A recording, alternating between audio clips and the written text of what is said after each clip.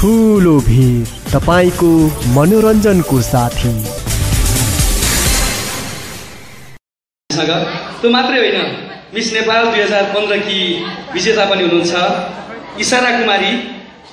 तपाईहरुलाई भेट्न आउँदै हुनुहुन्छ हाम्रो यस कार्यक्रममा। इशारा कुमारी आउनु भएको छ। म उहाँलाई कार्यक्रममा यो स्टेजमा स्वागत गर्न चाहन्छु। मिस नेपाल 2015 की मोडल पनि हुनुहुने, एकदम सेक्सी छन्। पक्कै पनि तपाईलाई देखेपछि ओहो भन्नु होला। म त आज चाहिँ कस्तो हुने थाहा छैन है। फेरि उनीसँग मैले इन्टरभ्यू लिँदैछु आज र उनलाई मैले स्टेजमा बोलाउन चाहन्छु र म्युजिक बजाइदिनको निम्ति म प्राविधिक साथीहरूलाई अनुरोध गर्दछु।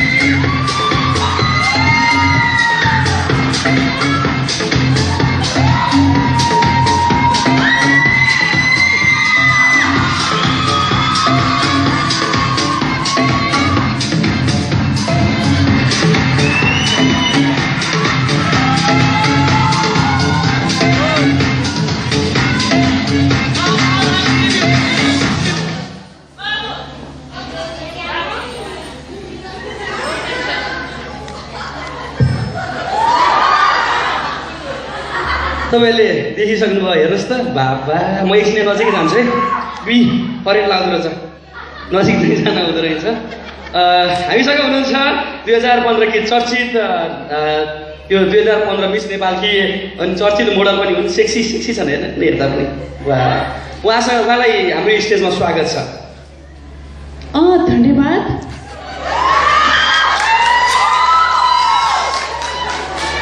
यहाँ उपस्थित हुने 15औं छमछमी तीजमा उपस्थित हुने सम्पूर्णलाई मेरो नमस्ते। यहाँ उपस्थित हुने दाइहरूलाई नमस्ते, दिदीहरूलाई नमस्ते,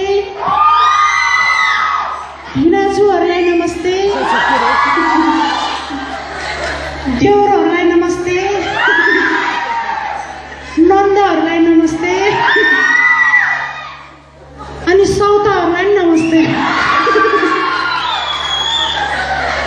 सौताहरू चिचाइरहेछौ। अनि त्यस्तै गरी आजका प्रमुख अतिथि उहाँलाई नमस्ते। त्यस्तै गरी माछापुछ्रे एफएमका ओलिस गोलका मिठो स्वरका धनी अभिमन्यु, उसँग मेरो लभ चलिरहेछ।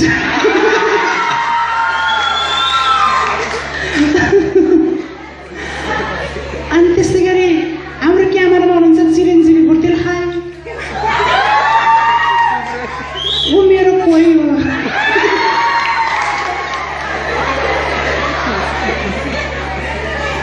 अनि त्यस्तै गरी यतापट्टि 5वटा सौदाहरू छन्। सम्पूर्णलाई नमस्ते है। अनि त्यस्तै गरी यहाँ उपस्थित हुने यहाँहरू जति पनि पुरुषहरू हुनुहुन्छ, आफ्नो श्रीमती माइत जानुभयो होला। यहाँहरूलाई खल्ल लाग्छ भने मलाई आएर भेट्यो हुन्छ। मेरो सम्पर्क नम्बर हो 9840। दिउँसा त घरै हुन्छु, राति त हुन्न। Thank you. अनि इशारा कुमारी, नाम पनि इशारा कुमारी, इशारा रहेछ मन रहेछ क्या। अनि सुरुमा यहाँलाई एउटा यो हाम्रो छमछमी तीजमा तपाईँलाई बोलाइएको छ होइन। यहाँ 2015 की मिस नेपाल पनि हुनुभएको छ। कस्तो महसुस भएको छ तपाईँलाई? गर्भवती जस्तो महसुस भएको छ। गर्भवन्दित महसुस भएको छ। Thank you. के हो यति राम्रै हुनुहुन्छ अनि के दलेर आउनुहुन्छ हो के लाएर आउनुहुन्छ के लाएर नआउनुहुन्छ तपाईँले के लाएर नआउँछु भने बाथरुमको चुक्कुल लाएर नआउँछु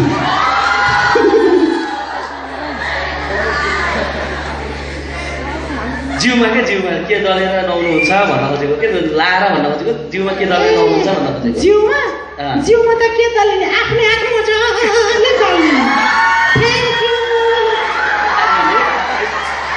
सरी अब धेरै अब यहाँ तीजको माहौल चलिरहेछ होइन तपाईँसँग हामीले त इन्टरभ्यू तीजको विशेषमा लिनु लागेको यो तीजको कुराकानी गरौँ है अब अहिलेका महिलाहरू 1 महिनादेखि नै दर खान थाल्छन् होइन यो राम्रो हो त ए हाम्रो देशमा घुस खान चाहिँ नराम्रो सबैले घुस खाइरहेछन् त्यो चाहिँ राम्रो हामी महिलाहरूले 1 महिनादेखि दर खाएको त नराम्रो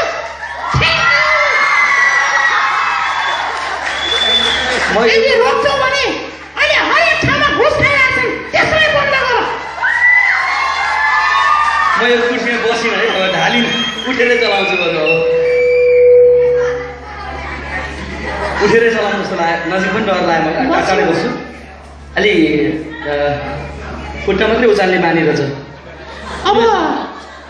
अब महिलाको हक र अधिकारको लागि कहिले आवाज उठाए म एउटा नारी भएको कारणले मैले खुट्टा उठाएँ अब भने म बस्दै बस्दिनँ त्यो चिज चाहिएन मलाई ताली छोड्ने खाउँदैन त ताली छोड ताली बजाऊ मेरी सासू आमा हुन्छ नमस्ते कति मोट्यो कपाला समुद्रले रोज दिन्छ नि थाहा हुन्छ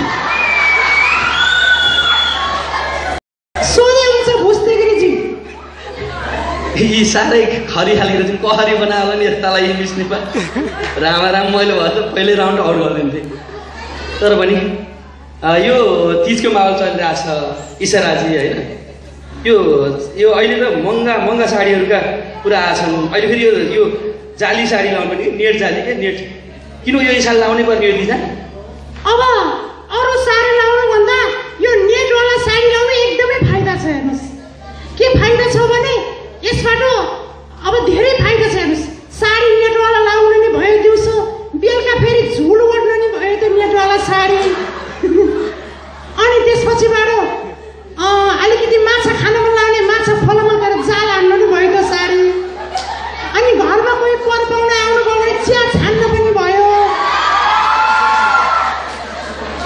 अनि त्यसपछिबाट आफ्नो घरको ढोकामा चाली ठोक्नु नि भयो अनि अलि पुरानो भइसकेपछि पोछो बनाएर घर पोस्न नि भयो त्यही भएर धेरै फाइदा भएको हुनाले नेटवाला साडी सबैले लगाऊ थ्याङ्क यू मान्छन् कि आयो कार्यक्रम सिद्धिने बेला साथ अब यो तपाईँ महिला पनि है यो तीजको बेला महिलाका हक अधिकारका कुरा उठ्छन् गीत सङ्गीतमा पनि त्यस्तै उठ्छन् है तपाईँ यो महिला हक र अधिकारका विषयमा तपाईँको चाहिँ विचार के छ नि महिलाको हक र अधिकारको विषयमा भन्नु पर्दाखेरि जसले महिलालाई अत्याचार गर्छ जसले महिलालाई अन्याय गर्छ जसले महिलालाई बलात्कार गर्छ त्यस्तो पुरुषलाई हाम्रो देशको नियम र कानुनमा फाँसीको सजाय हुनुपर्छ थ्याङ्क यू ताली छोका ताली छोका ताली छोका ताली छोका साह्रै खुट्टा उचाल्ने बानी रहेछ मलाई त डर पो आयो त क्याफे बेला जस्तो पनि लगाइरहेको तर भन्नु भयो सुटुक्क भन्या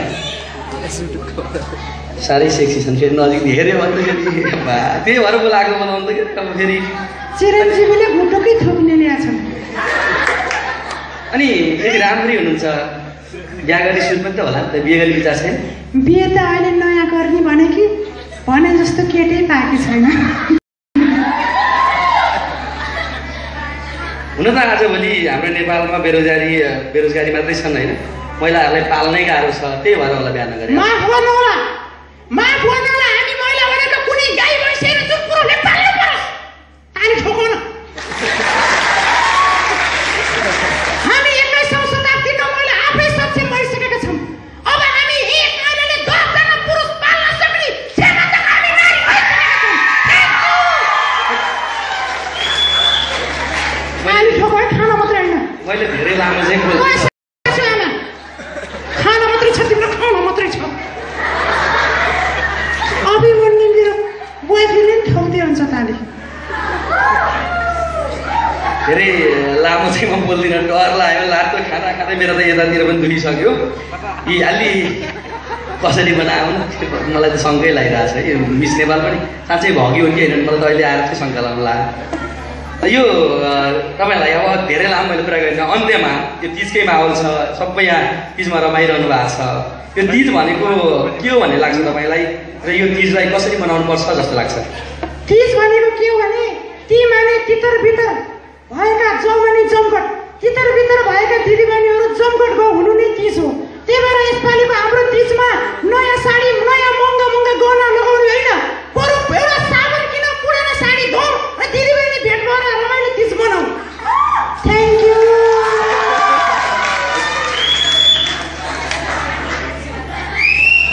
अब हामी तपाईँलाई चाहिँ धेरै पनि यहाँ राख्दैनौँ, अन्तमा केही भन्नुहुन्छ? अन्तमा के भन्ने हो, हजुरले चाहिँ यतिसम्म कार्यक्रममा बोलाउनु भयो, यहाँलाई धेरै धेरै धन्यवाद। र कार्यक्रम यहाँले मलाई क्वेसन सोधिदिनु भयो, यहाँलाई मैले दिन त के सक्छु र म एउटा नारीसँग के त छ र। त्यही भएर यहाँलाई मैले दिन सक्ने केही पनि छैन। तैपनि मन मान्दैन केही नदेखिन एउटा मायाको चिनो दिन चाहन्छु।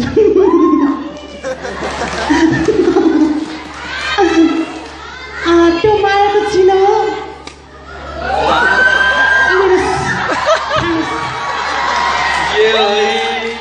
मायाको चिनो अब अर्को मायाको चिनो मेरो बोयफ्रेन्डलाई दिन चाहन्छु, अभिमन्युमा।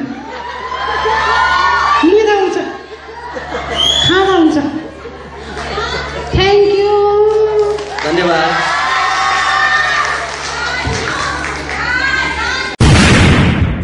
लाइक र सब्स्क्राइब गरेर सहयोग गरिदिनुहोला। धन्यवाद।